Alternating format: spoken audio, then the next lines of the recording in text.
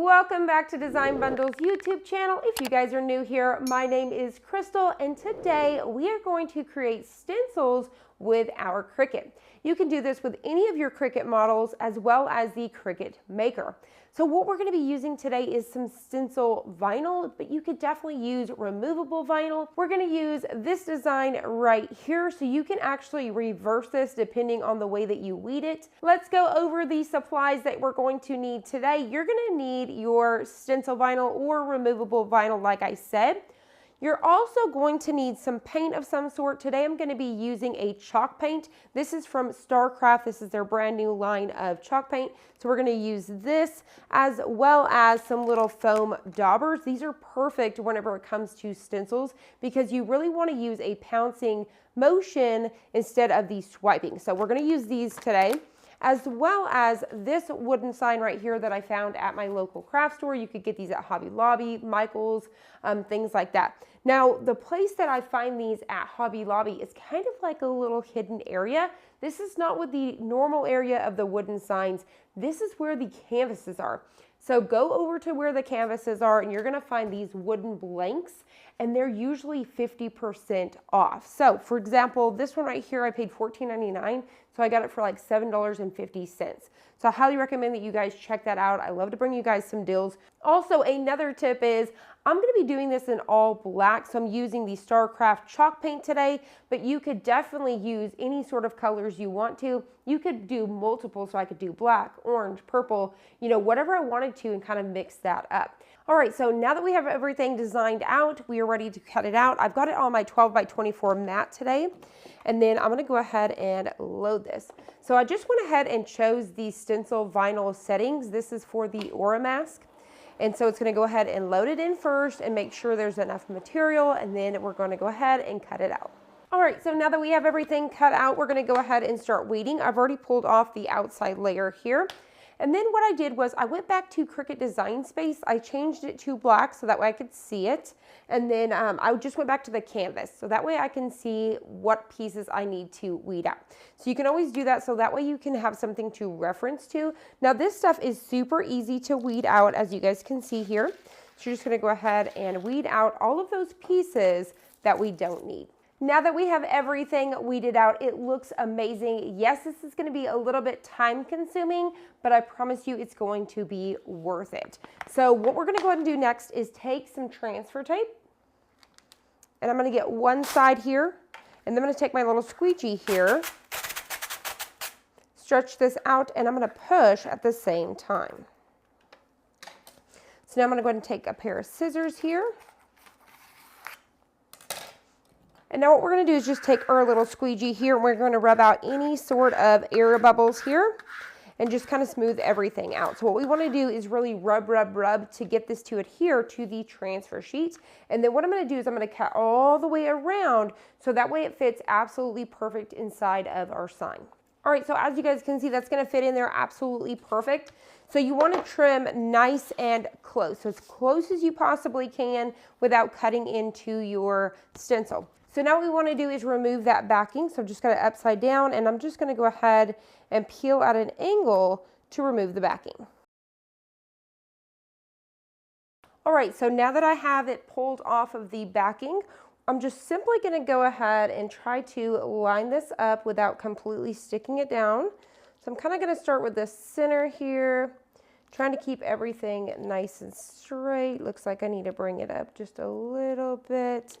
I think that looks great. And what I'm going to do is I'm going to rub from the center outwards. Now, I always recommend that whenever you're removing this at an angle, keep your hand nice and close. So you'll pick your hand back up, stay nice and close. That way you don't accidentally peel something up or tear. So we're just going to go ahead and peel this completely away and get rid of it. So now that we have our stencil on here, we are ready to go. You can use acrylic paints, chalk paints, any sort of paints really. You could even use stains if you wanted to, but I highly recommend that you guys use a dabbing motion. So highly recommend getting a sponge or something like this similar. You can get a really big bag of these, super affordable. And we're gonna do a pouncing motion. You don't wanna do a swiping because it can rub it underneath the stencil.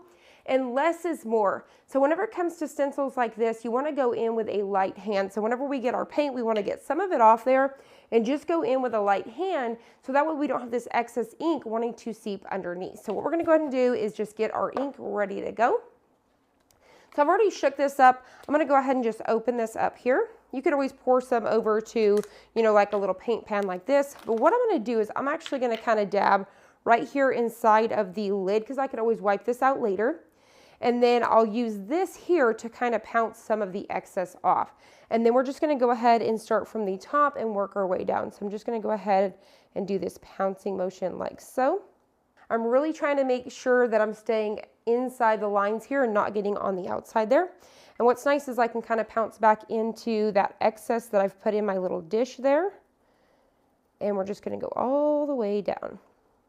And I would recommend going in with a smaller brush like this, so that way you don't worry about getting on the outside. Now, once I get on the inside here, I could move it to a bigger brush if I wanted to, and that way I don't really have to worry about the outside border. I'm on the inside, so you can definitely do that as well.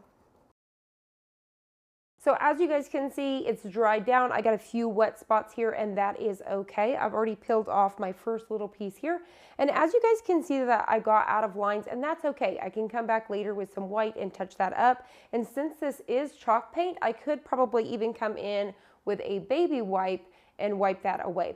Now I do recommend getting a baby wipe on the side, so that way if you do get any paint, you can kind of wipe your fingers as you go along. All right, so I've got a little spot here pulled up.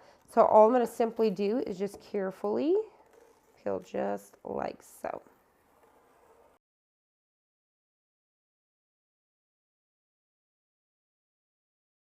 As you guys can see, as I'm peeling this, this is kind of tearing apart, and that's totally okay, because we're going to go back and we're going to get all of these pieces.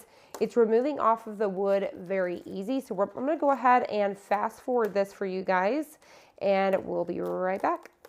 This is coming out amazing. I just have a few more pieces. I wanted to show you guys, I switched over to using the pen weeding tool. If you guys don't know what a pen weeding tool is, it's a weeding tool that has a needle in the tip here.